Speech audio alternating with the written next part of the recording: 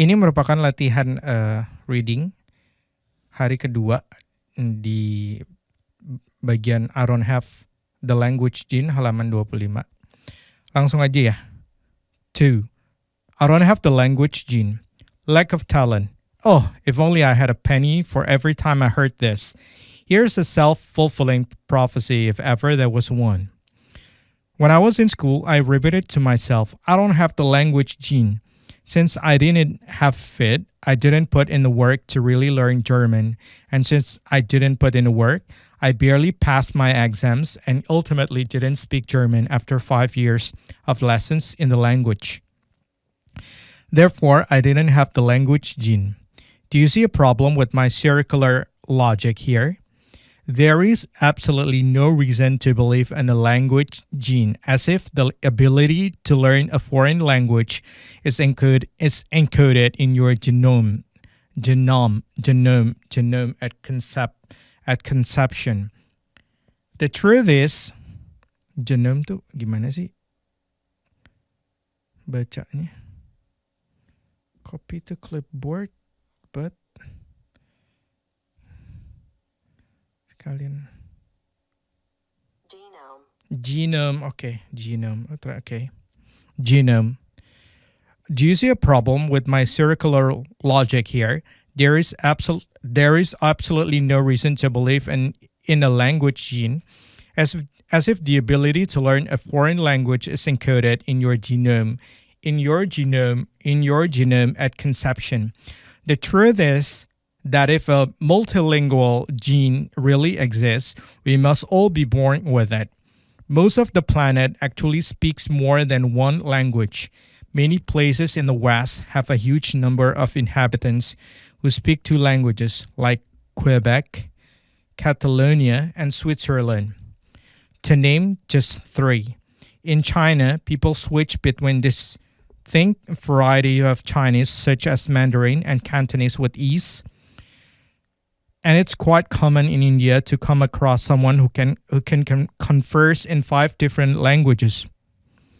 In Luxembourg, the language of instruction changes every few years. As a result, children come out of school fluent in French, German, and Luxembourgese. If any of us had been brought up in that environment, we would have learned the same languages just as well, regardless of your regardless of our genetic. If you happen to be an American, don't forget that your heritage comes from countries that have plenty of people speaking multiple languages. Okay.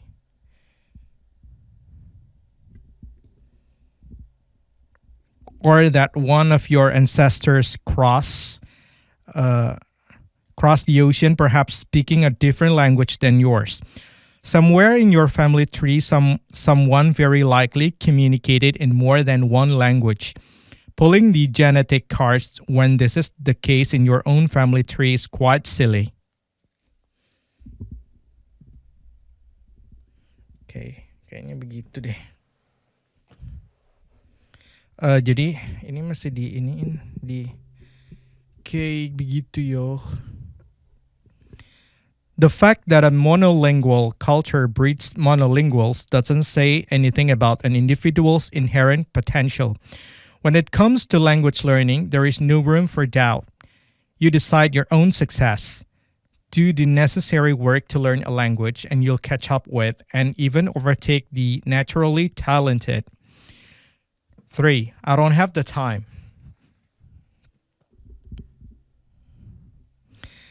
It's all well and good for those with no full-time job or responsibilities to go gallivanting around the world and spend all day studying languages, but some of us have to work. Definitely a fair retort if it were true that successful language learners were only those who practice language learning full-time. But this is a rarity. And pretty much all successful language learners I have met have done it while also working a full-time job, completing their undergraduate studies, helping to raise a family, taking care of loved ones, or juggling a host of other responsibilities. For instance, the second foreign language I seriously took the time to learn was Italian. And though I did move to Italy while I was learning the language, though you really don't have to, as I'll discuss later, the job in Rome required me to work more than 60 hours a week. So I know better than most what it's like to have a really demanding schedule and still find a way to make language learning work. It's not a question of having enough time. I've seen more cases than I care to list of people who had all day, every day for many months to learn a language but squander that time. It's all about making time. Even though I only had every other evening free in Rome, I used that tiny amount of time to focus on improving my skills in Italian. And while working as a receptionist at an international youth hostel, I often studied during the odd quiet moment when nobody was around. Progress happens if you set aside the time to allow it to happen. Way too many of us waste endless hours watching TV, browsing Facebook and YouTube, shopping, drinking alcohol, and countless other activities. Think about all the moments throughout your day when time gets away from you. All those moments when you're simply waiting for an elevator, waiting in a shopping line, waiting for a friend to arrive, waiting for a bus or subway or any other type of public transportation. I always try to squeeze as much as I can out of these free moments. I whip out my smartphone and go through a few flashcards, or take a phrase book out of my pocket and review some essential basics. Or if I'm feeling social and adventurous in a different country, I'll turn to the person behind me and try to strike up a quick conversation. Agak gini kali ya, karena ini bakalan lama, bro. Oh, dia begitu. Okay, jadi all of these little moments add up. There are hours of potential language learning of practice time. When you are dedicated to a language, there is not a single moment to waste. For example, when I was learning Arabic, I activated an app on my phone that allowed me to use my camera to blend the view ahead of me into a flashcard app, so I could see where I was going while both studying and walking. Of course, for most people, using audio studying tools while either walking or driving is more advisable. Make the time and change your priorities. Don't spread yourself thin. Focus on one major project and you will definitely have the time to do what it takes. Sure, being able to devote several months full-time to your project would be nice. But if that isn't possible, just devote as much time as you can and you will still reach the level you want to reach, even if the time it takes is longer. Ultimately, it's not about the number of months or years, but the number of minutes every day you devote to this challenge. These minutes are what truly count. 4. Language programs are expensive. Another huge misconception, especially in America, is that language learning is the privilege reserved for the rich. You have to pour money into expensive language learning courses, software, immersion programs, flights around the world, books, and private teachers, or you will fail miserably. Not quite. I blame products like Rosetta Stone, which can cost several hundreds of dollars. I have tried Rosetta Stone myself, but I can't say it's superior to cheaper alternatives or free sources of information like online tools, blogs, or time with foreign friends. Spending more does not guarantee you'll succeed any more easily than someone who works with a much tighter budget. In fact, in a survey I ran on my blog, I found that spending money on several different products actually reduces your chances of success.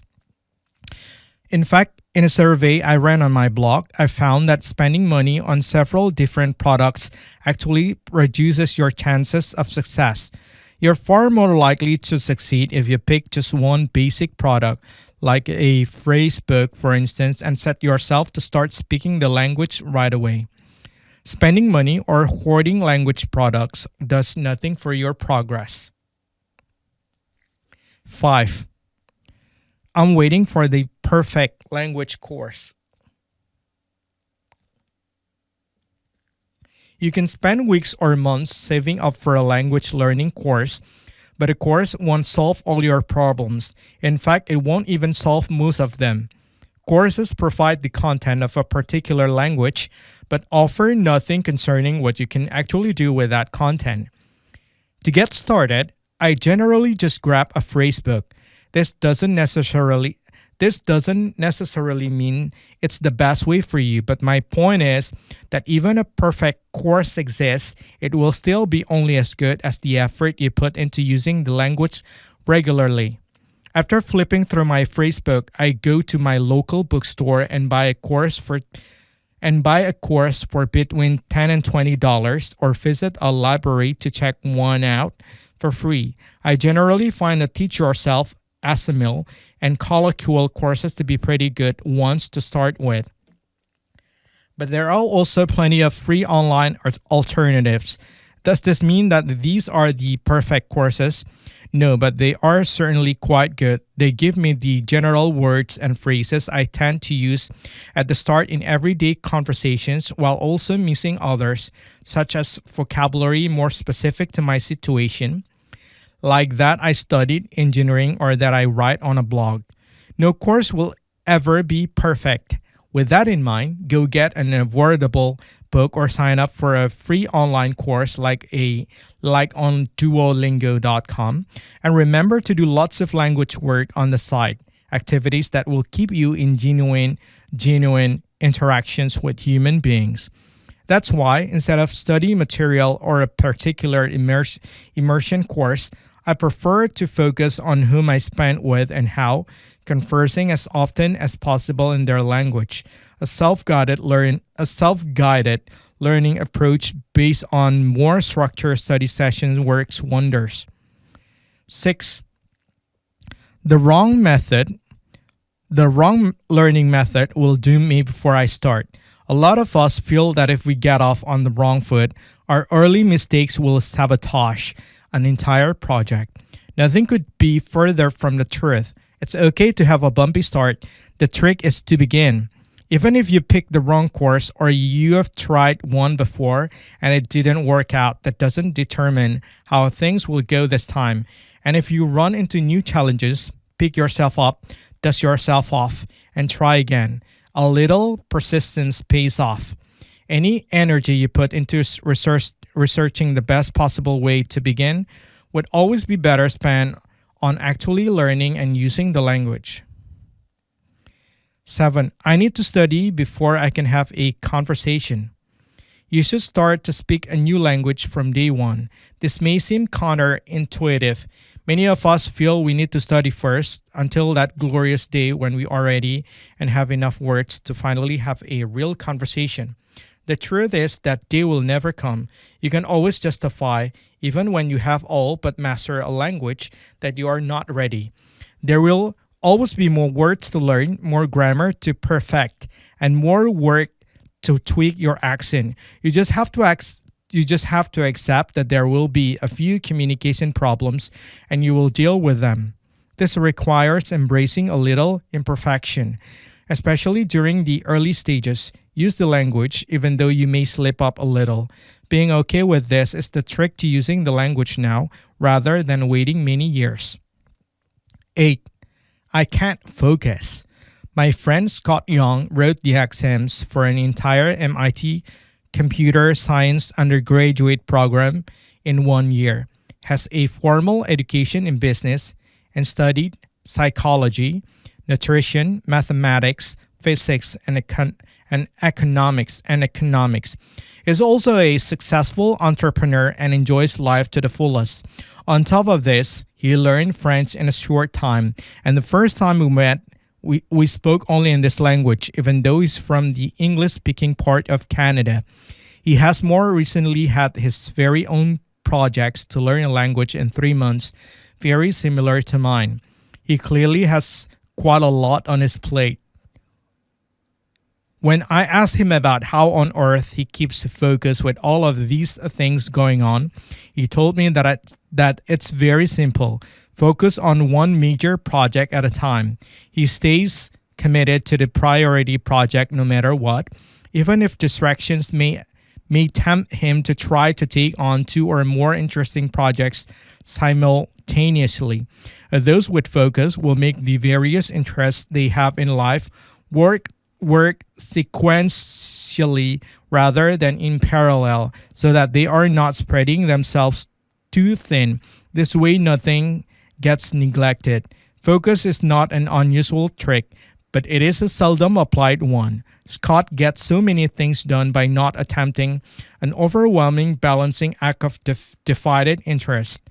Instead, his method involved working patiently and systematically, adding each new skill to his life one at a time. 9. Some languages are just too hard. It doesn't matter what language they're trying to learn, some people will always claim it's the hardest language in the world. I've heard for every single language I've ever taken on except Esperanto.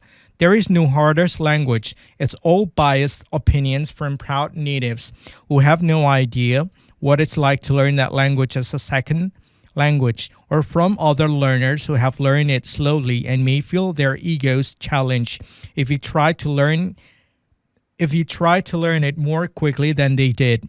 Discouragement is always for their benefit, not yours, and frankly, they have no idea what they are talking about. When I publicly announced on my blog that I was going to learn Chinese, a lot of Westerners who had learned Chinese tried to discourage me, though never in person and never did a native speaker do so. They went out of their way to repeat over and over again that all my previous experience was irrelevant because I was now learning the hardest language in the world. What I found, though, was that most of them had almost exclusively learned only Chinese. They had little to no experience with other languages. Many of them said European languages like French and Spanish were very easy, even though many learners and native speakers with much more experience in these languages disagreed. Also, it turned out Chinese wasn't that bad after all, and I explain why in detail in Chapter 6. Nobody wins in this comparison game. If you aren't learning other languages, then forget them and focus on the one you're truly passionate about. Think about the many reasons you want to learn a language and dismiss outright any unhelpful discouragement about its difficulty. A good attitude will get you far, no matter what language you're learning. Plateaus are inevitable. Plateaus are inevitable. Plateaus are inevitable. Plateaus are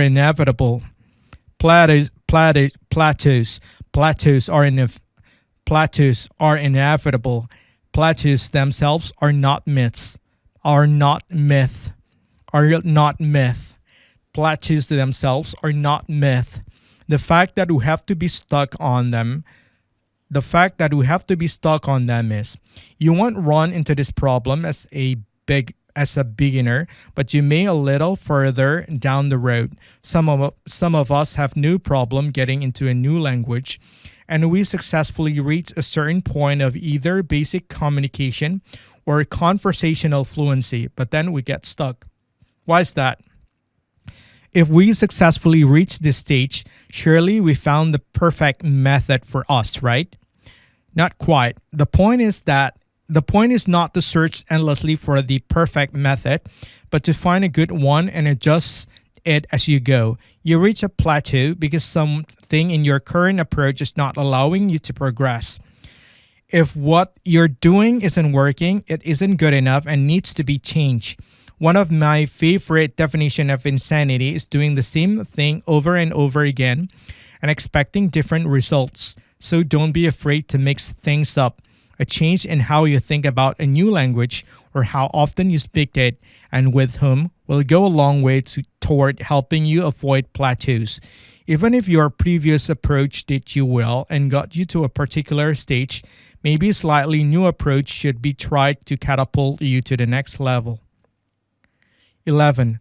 Perfect mastery is impossible. When people think that speaking a language means nothing less than being able to debate Kantian philosophy with no accent or hesitations, then it can indeed feel like it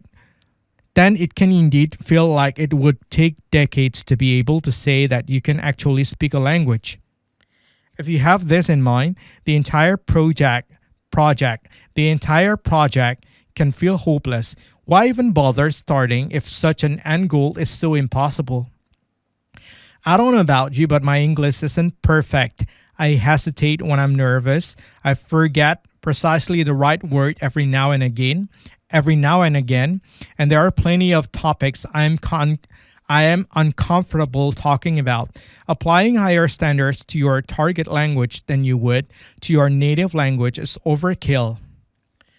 Rest assured that fluency is very much possible for us mere mortals, even for those of us who did poorly in languages in school. Aim for a conversational level or lower first and then strive for fluency. Mastery can indeed come with time, even if perfection in any language is not possible, but have short-term goals first. 12. Languages are boring. A huge misconception in language learning is that it's all about studying the entire time. If what you're doing is boring, then stop what you're doing. This doesn't mean that learning a language is boring, just that the way you're trying to do it right now is. There are so many interesting ways to progress in your language that don't require doing something dull. Try to expose yourself to some alternative content in the language, like through its music, cartoons, movies, magazines, jokes, many of which are available online. Find a different language exchange partner or follow any approach that tickles your fancy.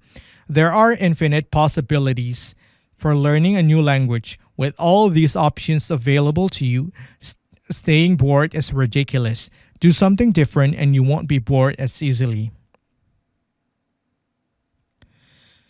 13. Native speakers won't speak to me. When I was first learning Spanish, I was really afraid that I would accidentally call someone's mother a smelly grasshopper, or worse if I slip up my pronunciation or conjugations. Because of this, I felt I had to wait until my Spanish was much better before I dared to use it in front of other people. The problem with this is that you never feel ready enough. There will always be more to learn, so you will always be able to make an excuse that you should go off and learn more words before trying to speak to people. It's a vicious cycle that keeps many of us from opening our mouth for years. And what actually happens when you do?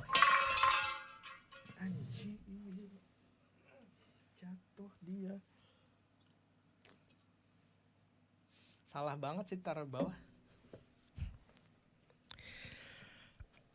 The problem and what actually happens when you do, people are incredibly encouraging, helpful, so happy to hear you try, patient and understanding. This idea that will frustrate native speakers is not based on experience, or if it is, we are greatly exaggerating or misinterpreting what happened.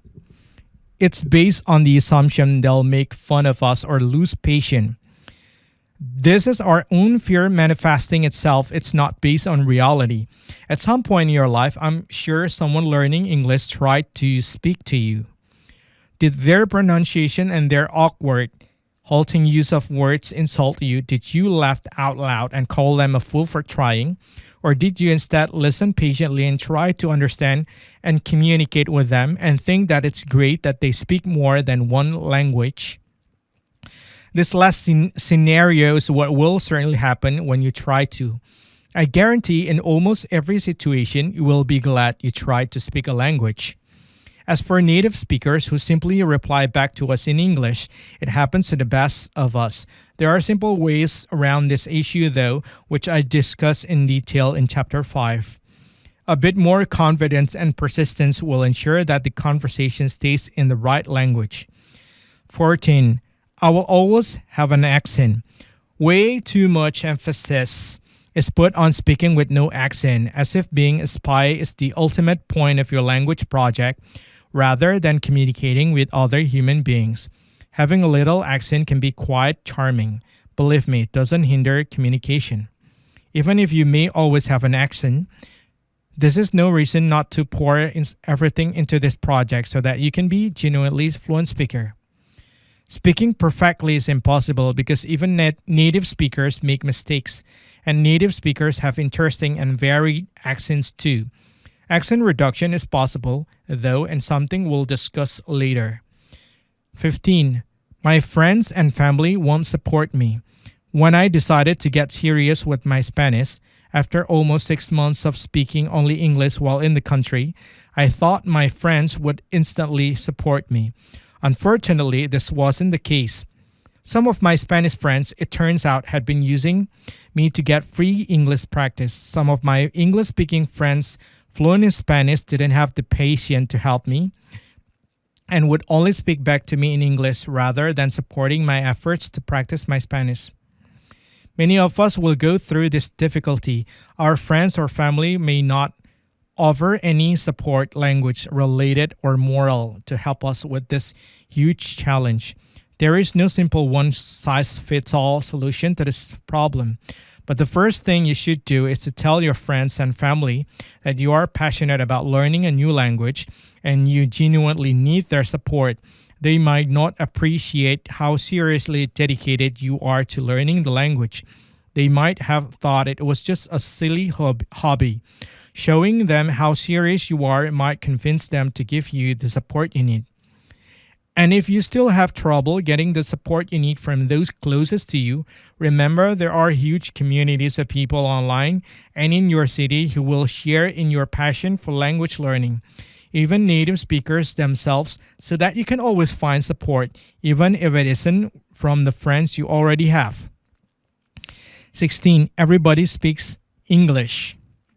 If you're a tourist hopping between 5-star hotels or sticking to the well-beaten tourist trail in particular countries, you can indeed get by without learning the local language. Expensive restaurants provide an English translation of their menus. Overpriced tour guides herd you along the same route many millions of other foreigners have traveled while talking excellent English, and when you board your flight home, at least one of the airline attendants will speak wonderful English to you, no matter where you are flying from. This is incredibly limiting, though.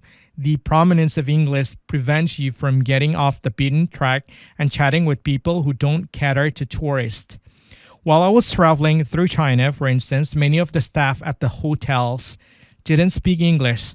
An expression of concern always appeared on their faces as a white foreigner approached them until, of course, I started speaking Mandarin.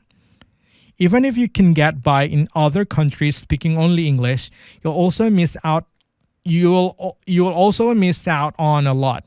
Learning the local language opens up so many doors, from finding cheap local rates to hanging out with people who have never had the chance to speak will never have the chance to speak to foreigners. It allows you to see the true culture of a local place rather than a cookie cutter packaged version, and it's all thanks to not speaking English. Talking trumps technology. People often bring up automatic translation with me. On a few occasions, people have even suggested that they can shove their smartphones in someone's face to figure out what that person is saying. Presto, all communication problems will be solved. While technology does advance at an incredible rate, I can definitely say that learning a new language will never ever be replaced by technology. Even if in say 50 or 100 years' time the technology is there to provide accurate subtitle on your eye contact lenses as a person speaks, people will still want to interact with a human being through language. Okay. You can't live through translations. You have to deal with the language directly. So much of human communication about context, reading complex body language, and understanding the subtle meaning of pauses and volume to gauge someone's feelings. This is incredibly hard to emulate with a computer. Oke, sampai di sini di chapter 17 yang belum. Halaman 41, 17, I can't keep up with other people's progress. Itu belum. Sampai ketemu lagi.